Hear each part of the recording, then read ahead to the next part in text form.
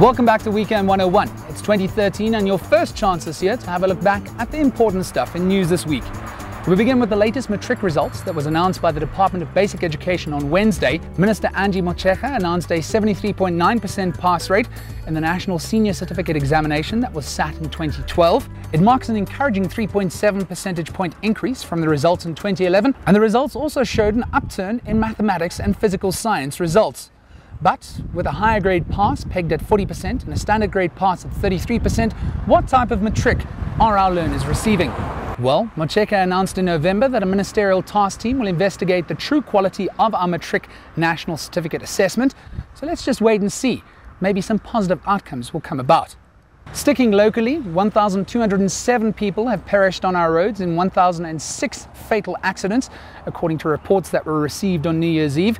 That is surely to increase as the holiday season draws to a close and those return to their homes this weekend. Strangely, authorities have blamed road users for this year's carnage, but if approximately 13,000 people perish on our roads annually, perhaps it's high time the Road Traffic Management Corporation get their house in order.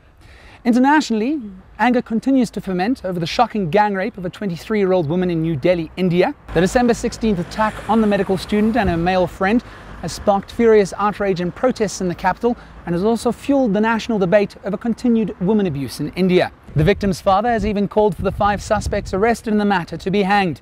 Whether or not you agree with the death penalty, the international reaction to this heinous crime will hopefully galvanize efforts in the fight against women abuse. And finally, the US narrowly avoided the so-called fiscal cliff on New Year's Eve. Politicians worked late into the evening on Monday to hammer out a deal that will see taxes rise on the wealthy while certain benefits are preserved for the US's poorer citizens. If the world's biggest economy sneezes, the rest of the globe's economies come down with the flu. The fiscal cliff is the sharp decline in the American budget deficit that might have happened in 2013 due to increased taxes and reduced spending. The end result would have been a US recession with disastrous knock-on effects for the rest of the planet's economy.